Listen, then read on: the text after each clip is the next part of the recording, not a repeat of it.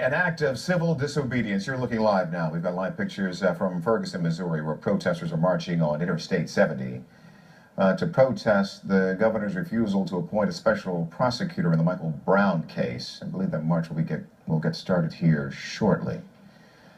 Brown is the unarmed black teenager fatally shot a month ago by white police officer Darren Wilson. The demonstration is expected to be peaceful. It comes after a heated city council meeting last night calling for reform. The people up there do not represent us. The police do not represent us. Well, Tuesday's city council meeting in Ferguson was the first since Brown's death. Hundreds showed up at the meeting calling again for the arrest of Officer Darren Wilson. And joining me now is Jonathan Clarke. He is a blogger in St. Louis who also does news analysis for the website Politics in Color. Jonathan, good to see you again. So yesterday's city council meeting was designed, as you know, to discuss reforms to the Ferguson Police Department and the courts, but it kind of devolved, as you can see there, into a shout fest of grievances. Did that surprise you? Not really, Tony. I think what we're seeing right now is a single movement that's moving forward with two sometimes widely divergent objectives. On the one hand, you've got the Michael Brown incident, and the people who want to see some sort of resolution there.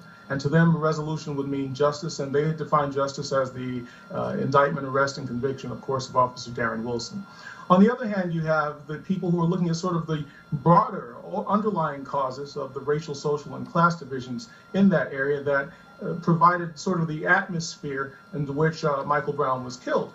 So that's what the city of Ferguson was hoping to address, and doing so with the implied consent of some people who are members of the advocacy groups here. Yeah, Jonathan, but here's the problem. No, go ahead. I was saying, here's the problem. If you see that as a step forward, that's a good thing. But if you distrust city government, you can see that as a diversionary tactic. And so you want to make sure that you keep the focus on the Michael Brown case, which is where immediately you want some sort of justice. So, Jonathan, has anything changed? We got word of reforms. There was a city council meeting to talk about that yesterday. People were upset and that more needs to be done, and maybe it's not moving fast enough. Has anything changed in your mind in the month since Michael Brown was killed? If you look at change, we're in a better position because you couldn't be in a worse position than we were, 30 days ago.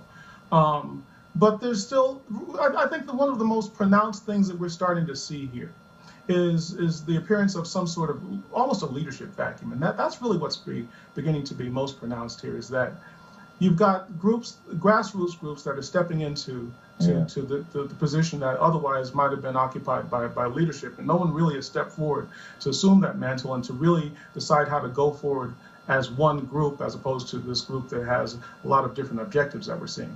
Yeah. What about this protest on I-70 happening now? We're going to take a look at the live shot here. I think this is this the overpass here, Florissant Avenue? Okay, protesters want a special prosecutor assigned to the Michael Brown case instead of the current county prosecutor, Bob McCullough. Do you agree with that, and is that likely to happen? The answer to that last one seems to be no. So back in I believe it was 1999, there was a similar shutdown of Interstate 70. That had to do with the expansion of Interstate 70 and minority contractors and trades believing that they were shut out of that process or didn't have equal opportunity, equal access to that process. And so you can see a relationship between that action and the Interstate project. Yeah. This one, if it's designed to bring attention to this case, I'm not quite sure how much more attention you can get than it already has gotten. Right. And so I'm a little bit confused, perhaps, or ambivalent about what the objective of shutting down traffic is. And I can tell you one thing: it may not result in a lot of goodwill from those motorists. That would be a nightmare. Backed up. Yeah. Come on, 70 at rush hour there. Come on, that would be a nightmare, wouldn't it? That's my the point. concern. Is I think if you're trying to garner goodwill in the large community, which of course is where this jury pool is going to be selected from, you might want to be a little bit more considerate about how you're going about protesting. Yes, you need to make your point, but you need to do it in a way that's going to get people behind you as opposed to Jonathan Clarke against you. Jonathan, appreciate it. He's a blogger in St. Louis who also does news analysis for the website Politics in Color. Jonathan, good to see you again. Thanks, man. President Obama's speech tonight is a